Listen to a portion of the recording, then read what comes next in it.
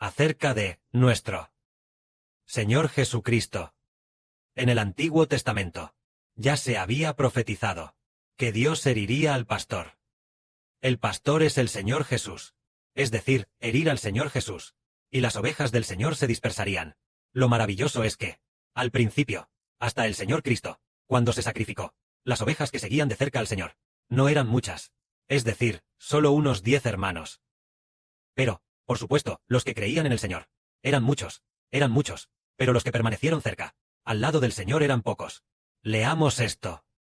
El Señor dice así: esta noche, todos ustedes, por causa de mí, tropezarán y me negarán. Porque escrito está: heriré al pastor, y las ovejas se dispersarán. Pero después de que resucite, iré antes que ustedes a Galilea. El Señor profetizó que esa misma noche el Señor sería azotado. Originalmente, ¿quién lo azotaría? Sería Dios quien lo azotaría, diciendo: heriré al pastor, y las ovejas se dispersarán. Es decir, el Padre Celestial, a través de Pilato y de los judíos, atacaría al Señor Jesús. Porque el Señor Jesucristo es el pastor.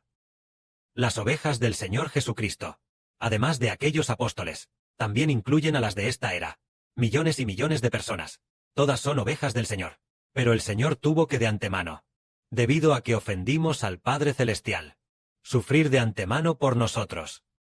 Entonces, si una persona comete un delito, por ejemplo, vemos que en la Ley Nacional de China también existe esta enseñanza. Es decir, si los hijos cometen un delito, y si los hijos aún son menores de edad, tal vez los padres también sufran cierta dificultad. ¿Por qué? Los padres actúan como tutores legales, así que si los hijos cometen un delito, los padres compartirán cierta responsabilidad. Por ejemplo, un hijo de 16 años de repente mata a alguien. ¿Qué se debe hacer entonces? Los padres, como tutores, tal vez tengan que asumir cierta responsabilidad, tal vez asumir cierta compensación o algo así. No se puede decir: lavarse las manos de él es mi hijo, cometió el delito él mismo, que pague él mismo.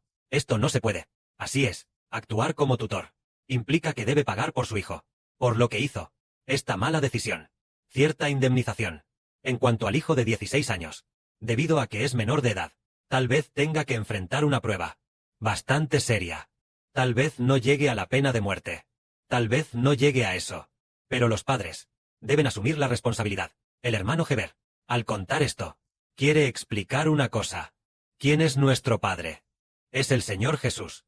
Entonces, si pecamos, ¿acaso nuestro Padre tiene que cargar con la culpa? Tendrá que cargar con la culpa. Es decir, nuestro Padre cargará con el pecado, porque somos sus hijos. Es decir, nuestro Padre es el Señor Jesucristo. Él es nuestro Señor. Cometemos pecado. ¿A quién ofendemos? Ofendemos a Dios. Ofendemos al Padre Celestial, Jehová. Entonces, como el Señor que nos redime carga con nuestros pecados, para que Dios pueda perdonar nuestros pecados. Por eso, el Señor se convierte en nuestro chivo expiatorio. Y eso precisamente cumple lo que Dios dijo: heriré al pastor, y las ovejas se dispersarán. Es decir, el Padre Celestial herirá al pastor, herirá al Señor Jesús. El Señor es el pastor.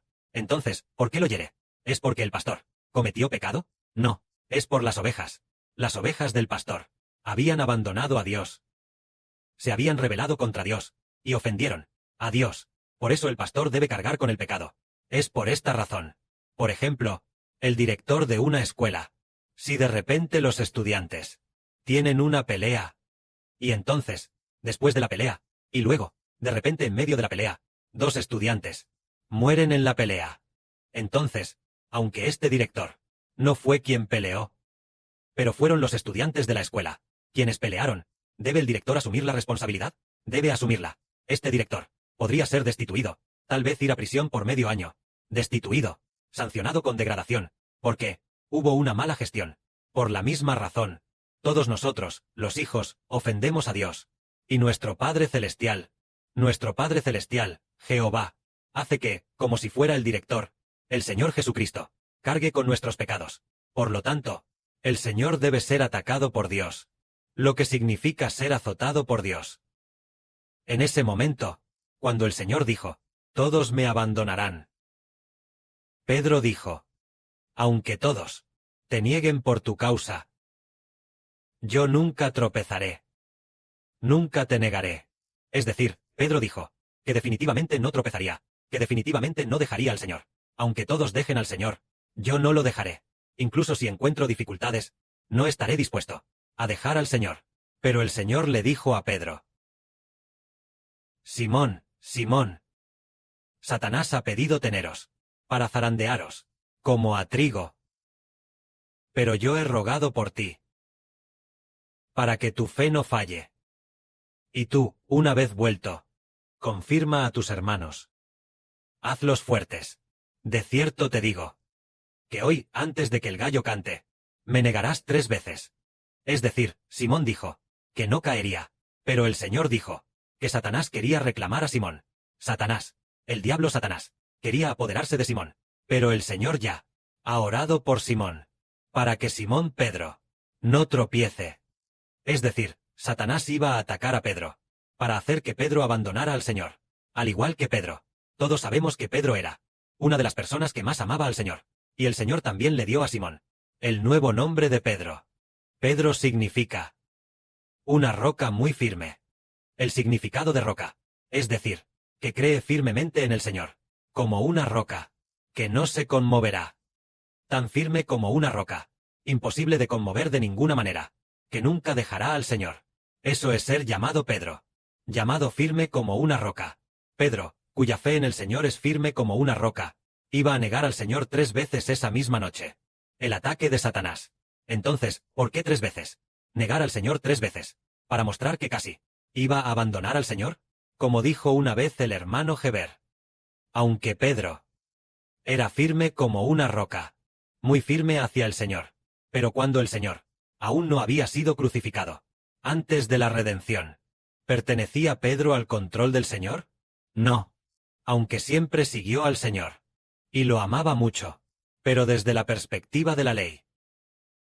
Mirándolo desde la perspectiva de la ley. Pedro aún no había sido redimido. Cuando el Señor Cristo aún no había sacrificado su vida.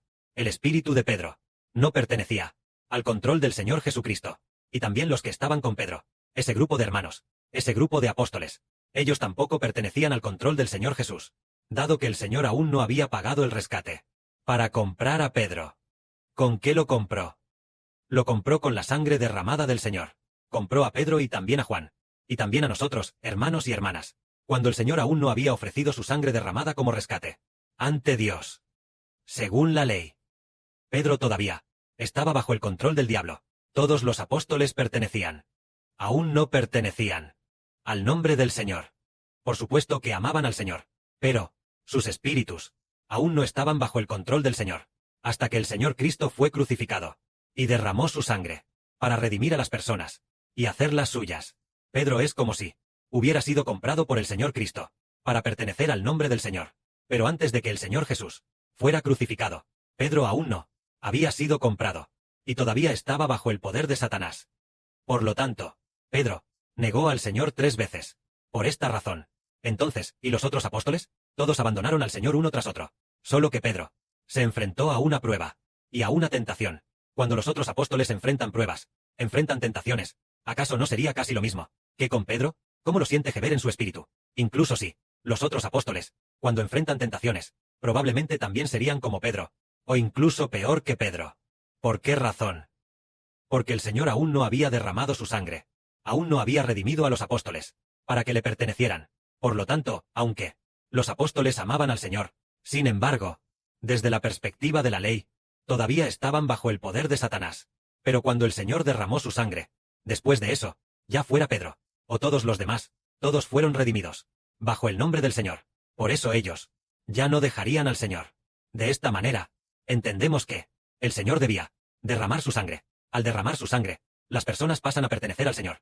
Entonces, añadamos algo más. El hermano Heber dijo hace un momento que si un estudiante comete un delito, entonces el director debe asumir la culpa. Esta es la ley del mundo, ¿verdad? Entonces, o por decirlo así, si los hijos pecan, tal vez los parents también tengan cierta responsabilidad. Así es como funciona. Pero ahora, por ejemplo, nosotros, los hermanos y hermanas de ahora, ¿estamos bajo el control de este mundo? Ya no. Entonces, ¿pertenecemos a nuestros hijos? Tampoco, porque ya hemos muerto, bautizados en Cristo, Ya hemos muerto. Ya no pertenecemos a este mundo. Pertenecemos al Señor. Entonces, si nuestros hijos cometen todo tipo de pecados, desde la perspectiva de Dios, nosotros pertenecemos al Señor Jesús que nos redimió. Ya no estamos bajo el control de los hijos, ni bajo el control de los padres. Incluso si todo lo suyo es juzgado por la gente del mundo, nosotros debemos dejar todo a un lado para predicar el Evangelio del Señor. Por ejemplo, pongamos un ejemplo, por ejemplo, nuestra hermana Ruth, por supuesto, aunque ella ya es de edad avanzada, sin embargo, ella sigue siendo de un hijo, su tutora. Entonces, según la ley, según las leyes del país, es así. Pero, desde que nuestra hermana murió al ser bautizada, ella ya no es la antigua hermana Peng Minghua. Ella ya se ha convertido en una hija de la casa de Israel, bajo el nombre de Dios y del Señor. Es decir, la hermana Ruth. De este modo, la hermana puede estar tranquila. Con respecto a todo lo que pase después de su muerte, ya no estará bajo su control, porque la hermana ya pertenece a Cristo el Señor. Se ha entregado por completo al Señor, y solo debe predicar el Evangelio del Señor. O por ejemplo, un hermano nuestro, por ejemplo, nuestro hermano José, según las leyes del país, debería regresar a casa, para cuidar a sus padres, y cosas por el estilo, o asumir las responsabilidades familiares, y demás. Pero, ahora, él ya no es el mismo de antes. Ya no es el hermano Uyong-jun de antes. Ahora es el hermano José. ¿Bajo la autoridad de quién está? ¿Está o no bajo la autoridad de las leyes del país que dicen que debe hacer esto o aquello? No, lo hemos entregado todo al Señor. Vivimos para el Señor. En cuanto a todas las cargas que dejamos atrás, las hemos encomendado por completo. Encomendado totalmente. Solo trabajamos para edificar el reino de Dios. Solo hacemos las cosas de Dios. En cuanto a la gente del mundo, como nos juzguen, no nos importa. Dejemos que juzguen. Nosotros solo ante el Padre Celestial y el Señor.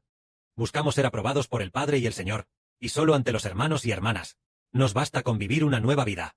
En cuanto a la familia que dejamos atrás, por ejemplo, el hermano Heber también tiene una madre de 60 años. Pero el hermano Heber no le importa. Un año, tal vez durante un año. No ha hablado con ella ni una sola vez. Ella envía mensajes, y él no responde. ¿Por qué no responde? Porque el hermano Heber piensa que el hermano Heber ya no es hijo de los hombres, sino hijo de Dios y del Señor, y solo es responsable ante el Padre Celestial y el Señor. En cuanto a qué hacer con la madre que dejó atrás, solo ora por ella, para que el Padre Celestial y el Señor la elijan, y con eso basta. En cuanto a todo lo demás, el Padre y el Señor tienen su conclusión. El Padre y el Señor se harán cargo de toda la responsabilidad. Entregamos todo al Señor. ¿Por qué? Nosotros solo debemos esforzarnos al máximo, para salvar las almas de las personas, para que regresen lo antes posible al lado del Padre Celestial y del Señor. Si trabajamos tan diligentemente para el Padre y el Señor, un día, el Padre y el Señor también harán que la familia que dejamos atrás tenga un corazón arrepentido y sea salva. Lo que nos preocupa no es su vejez o esos asuntos, sino si obtienen la vida eterna o no. Además, en esta época tampoco es posible que les falte algo. Solo nos importa si obtienen o no la vida eterna, y obedecemos la voluntad del Señor, porque el Señor también lo dijo así. El Señor enseñó una vez: el que pone su mano en el arado y mira hacia atrás, no es apto para el reino de los cielos. Tenemos a uno de nuestros hermanos, el hermano Caleb, quien regresó muchas veces, y el Padre Celestial y el Señor casi se enfurecen. No estaban complacidos con él. Las canciones que compuso no fueron del agrado, fueron completamente descartadas, y entregadas a otros para que las compusieran. Sus turnos de guardia, debido a que no los cumplió, tampoco agradaron a Dios. Entonces, decimos, si una persona ama a su familia detrás de sí, más que al Señor, no es digna. Entonces entendemos que obedecer al Señor, obedecer a Dios, antes que a los hombres, es lo que corresponde. Al hacer esto, seguramente por los incrédulos, seremos juzgados o criticados. Dejemos que nos critiquen. No responderemos ni una palabra, ni necesitamos defendernos. Incluso ante las palabras que nos envíen, es como si estuviéramos sordos, sordos de oídos, como si no oyéramos nada, y eso es suficiente. Que la gloria sea para el Padre y el Señor.